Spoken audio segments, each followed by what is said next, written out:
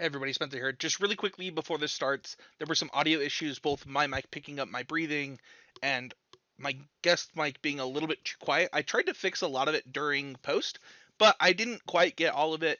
I still think that this episode's really good. Eric did an amazing job, and I'm excited for y'all to hear it. I just want to apologize for that beforehand, but thank you all so much, and enjoy this week's episode of MythicCast. Hello everyone and welcome to the Constructive Criticism Network. This network is here to help you improve at Magic the Gathering at every level. From Pauper Leagues to Top 1000 Mythic, we've got you covered. If you want to hear the entire network, head on over to our sponsor at puremtgo.com, where you can hear each and every show, each and every week, and check out their sponsor, MTGO Traders, and tell them that the CCMTG Network sent you. Now sit back, enjoy the show. From YouTube, podcasts, and more, here's this week's episode from ConstructiveCriticism.com.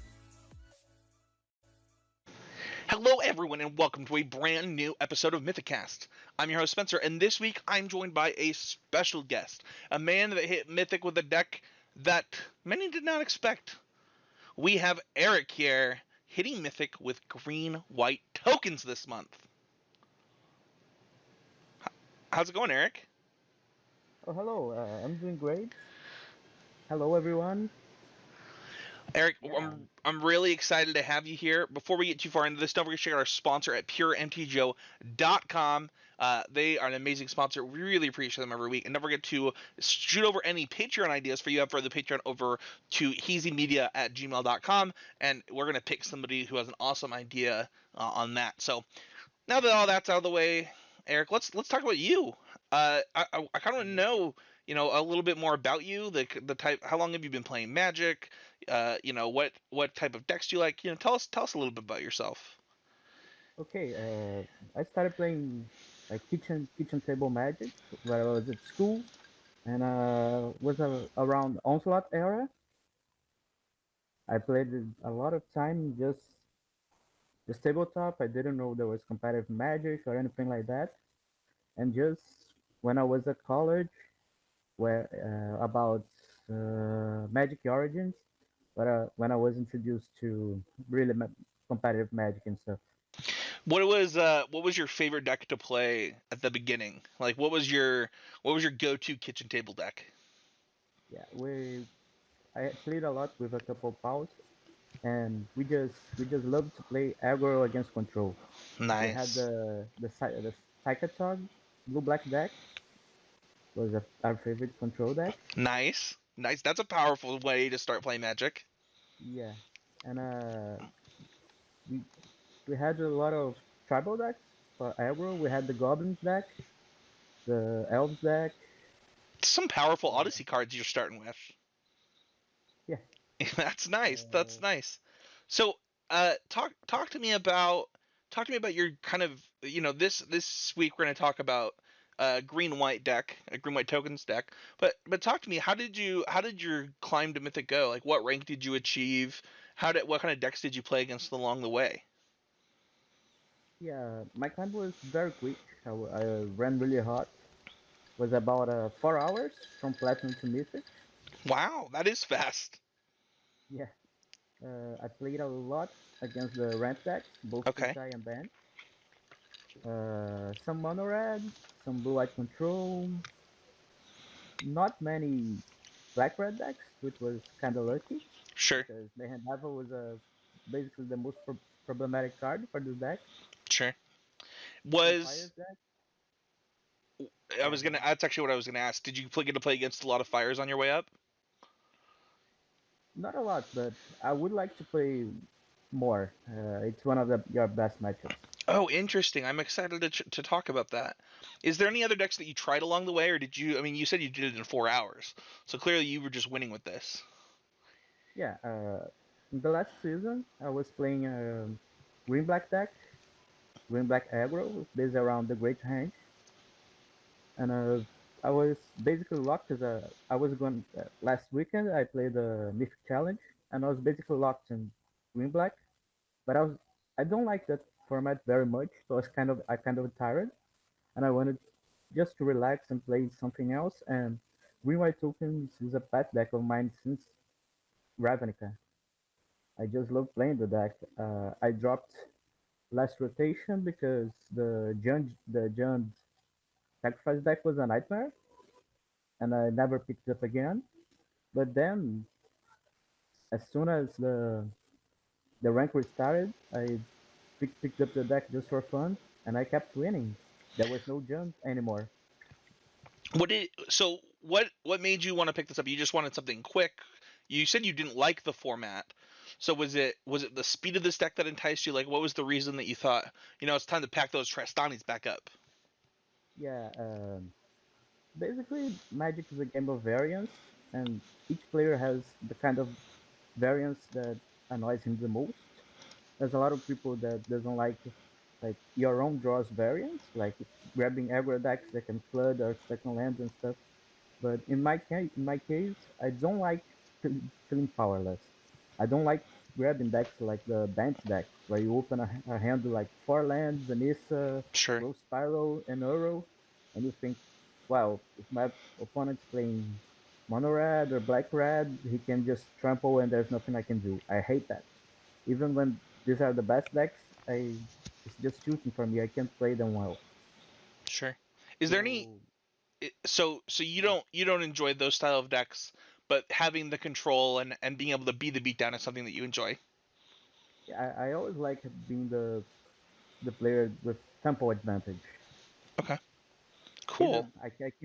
I like playing reactive, but only if my answers are cheaper than the threats of the format, Sure. like Okay. Legacy and stuff. That's fair. That's fair. Is there any changes that you made along the way that we should cover before we talk about the deck? On the main deck, not much. I changed a lot of the sideboards because this deck is obviously very weak to reps in the main deck, so you gotta have transformational sideboards and stuff. Well, let's talk about the main deck really quick. This deck has 17 creatures. It has one giant killer, two Amara, the Soul of the Accord, four Woodland Champion, four Lovestruck Beast, two Tristani, four Venerated Loxodon, two Elspeth Sun's Nemesis, four Raise the Alarm, four March of Multitudes, two Return of the Wild Speaker, four Flower Flourish, two the first Aroan Games, and three Conclave Tribunal. It has 22 lands, three of them being Castle Ardenvale, six forests, five plains, four temple gardens, and four temple of plenty. So this list looks pretty tuned. Where was the starting point for this? Like how did you think? Was this all you, or did you find this somewhere? How did this start? As I said, this is a pet deck of mine since Ravnica, so every format I just pick it up and play it a bit to learn something, then drop out to play more powerful decks, and you just accumulate this knowledge, you know.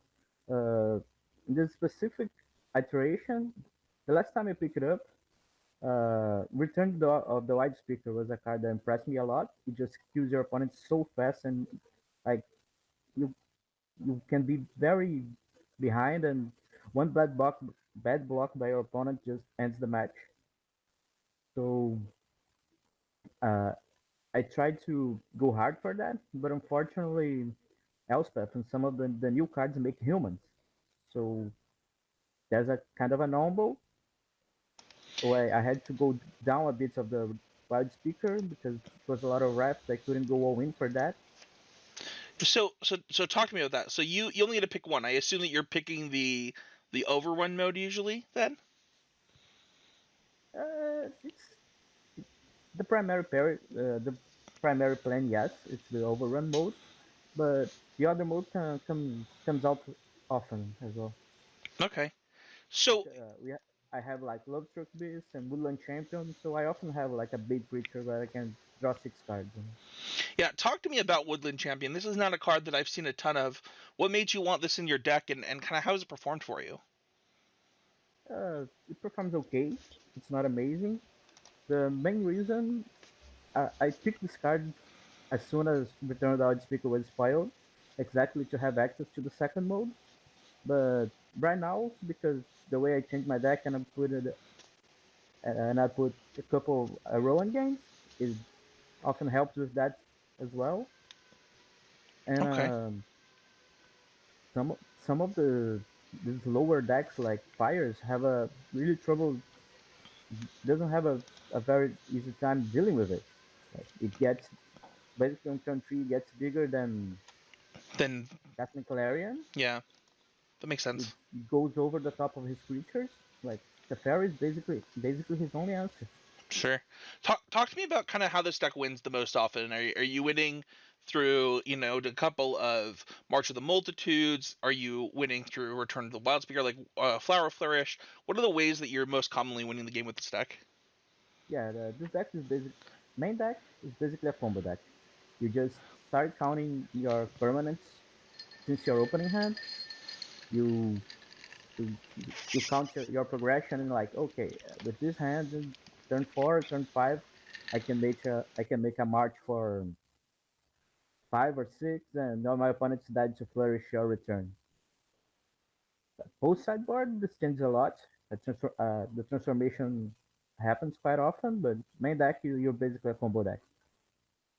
When you say transformation, what are you bringing in to kind of change the way that game plays out? Yeah, you can't really try to combo people that plays counter spells and reps, and especially Mayhem Devil. So in some matchups, especially the red ones, you just became the bigger deck, the control deck, taking out some tokens, some creatures and stuff, and bringing Devout Decrees, Knight of Autumns, Mirror, and other matchups like Control and stuff. You just bring out reactive cards like Conclave Tribunal and put resilient threats like Gideon, Question Beast, and stuff. Ceratops.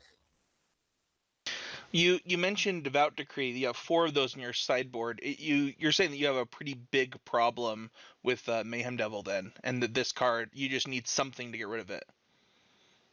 Yeah, it's not only getting rid of it. Like the Jund matchup was impossible because you can't ever just go around Mayhem Devil because he just kills so many things the turn he came in.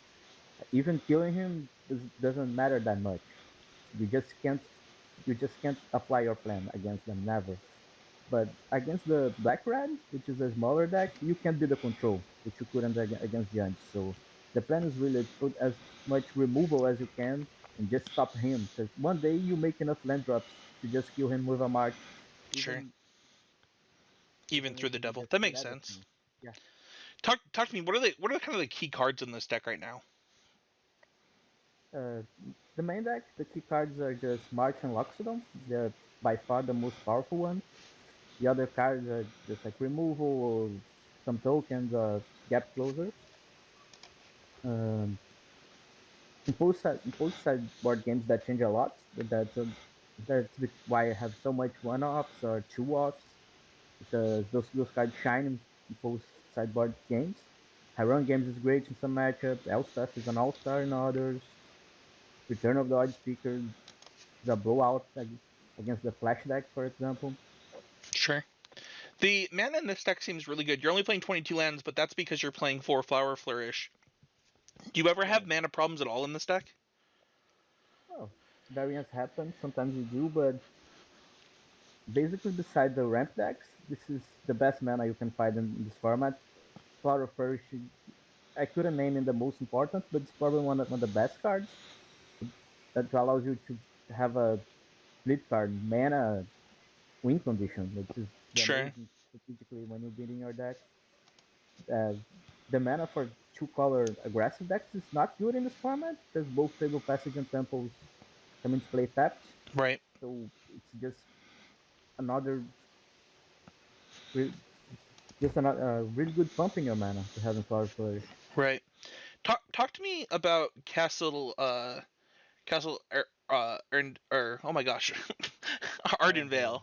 Ardenvale. This is a net new card for this deck. This deck, was not playing. This was not out when this deck was very popular. Is it a pretty big addition for this deck? Do you get activated a lot? I activated a lot. In this format specifically, it's not that big of a deal.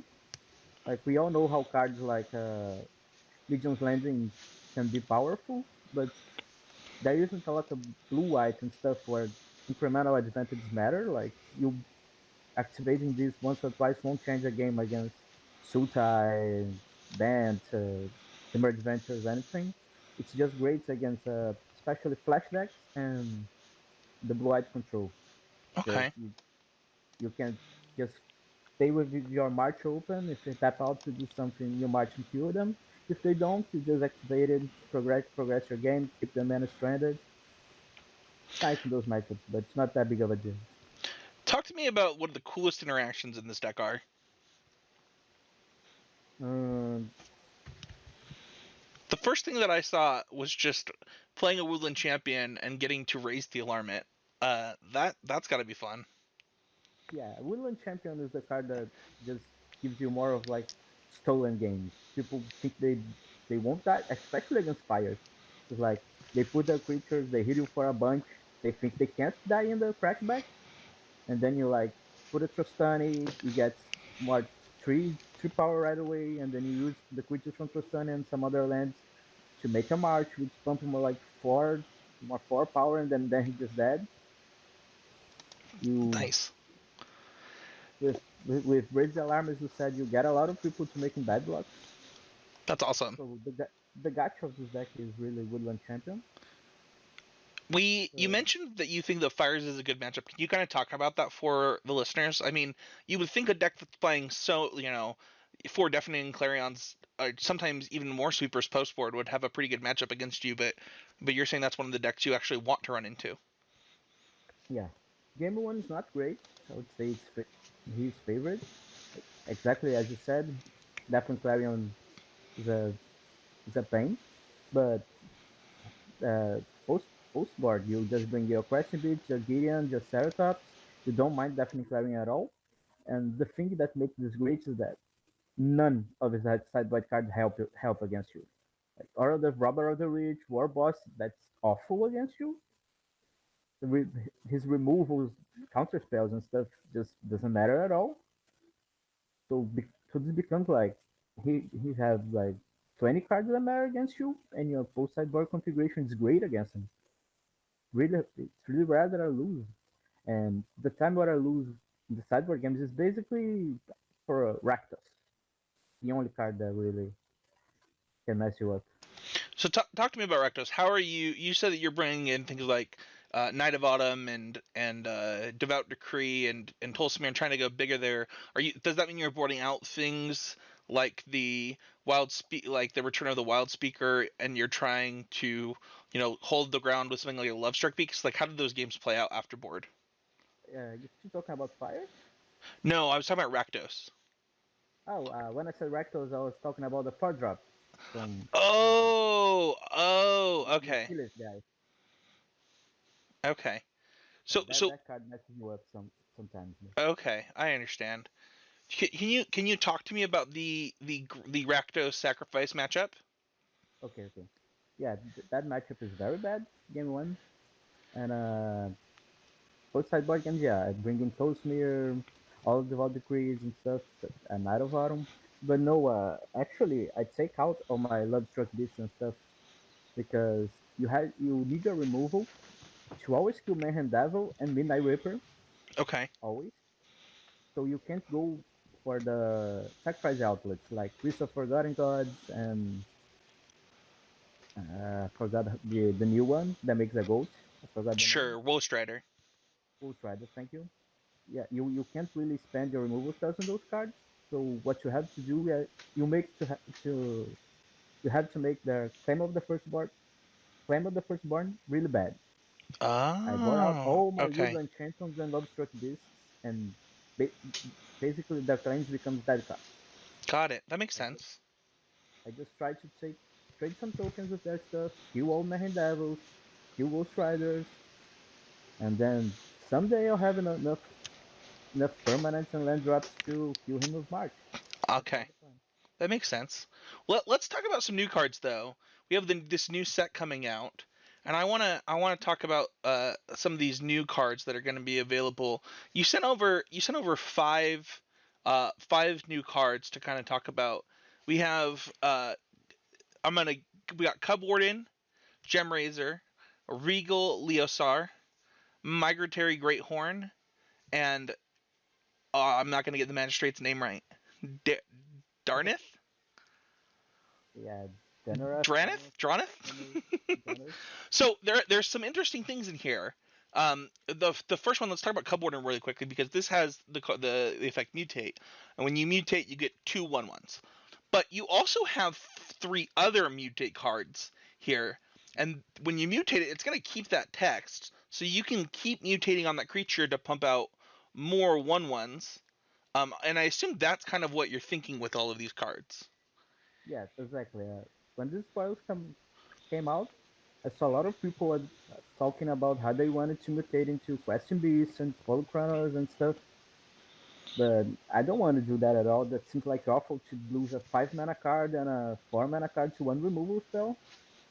Like, I got excited to play tokens with mutates because that's basically all upside. Like, you make a Raise the Alarm on 2, you mutate anything on that, you get the value. Right away. That pseudo haste, that 3, those large creatures. That makes a lot of sense. Yeah. So when you have such good enablers, you gotta start thinking that mutate works as a parasitic uh, parasitic forgot it. A parasitic mechanic, because every time you mutate, you get your previous mutate trigger back, like you said. So if I'm gonna put mutate cards in this deck, like Cub Warden, that obviously fits in the theme, I want to have more to just like pound, pound, pound. It starts Sure. getting a lot of advantage. So I started to look at the cheap mutate one. I think those ones will be much better than the flashy Apex cards. I think the ramp guy that mutates for 3 is just excellent in a mid-range deck. The guy seems really good, seems a sleeper to me. The disenchant guy seems awesome as well because we have fires and wilderness reclamation, embercleave and stuff. Talk to me about the Regal Leosar. You're excited about this card, I assume, because its mutate cost is white. So are you just Yeah. never planning on casting the red side of this? Well, I actually looked at maybe making it flashing red because in this format we had a card that makes 2 tokens for Uh-huh. 2 that is red, but we don't have a Naya Triland, unfortunately, so I don't think that's gonna happen. Okay. But yeah, just mutating 2/1 for 3 is great.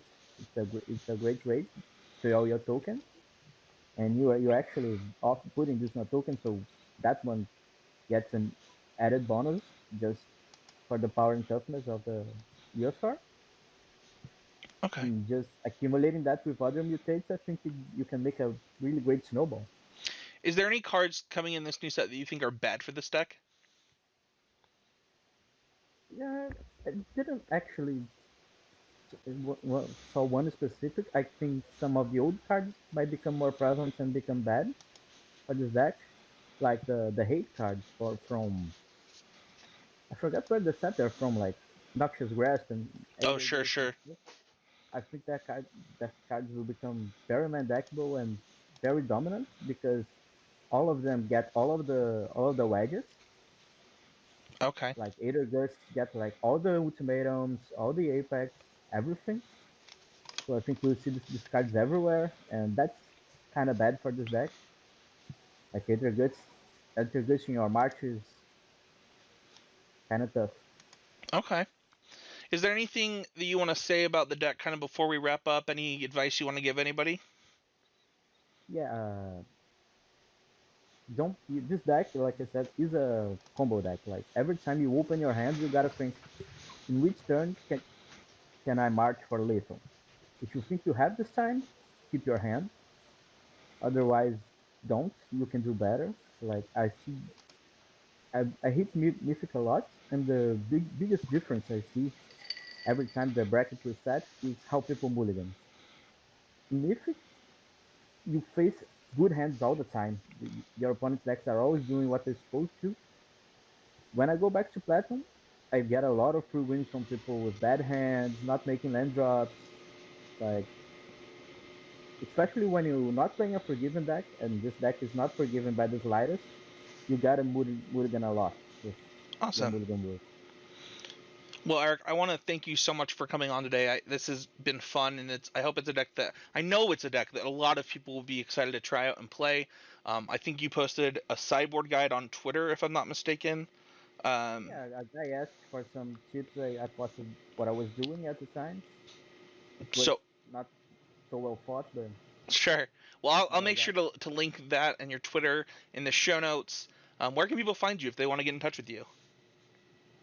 Yeah, I unfortunately don't stream or anything, so people just can find me at Twitter at Coutinho Brewer. Awesome.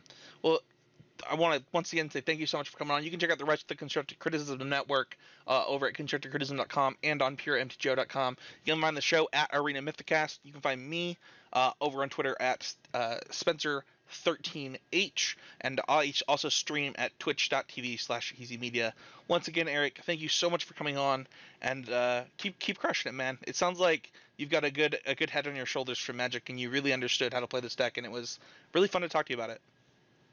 Yeah, thanks a lot. It was great to be here, my first podcast. It was Awesome. an honor. Thank you. Well, thank you, and we'll see everybody next week with another episode of Arena Mythicast.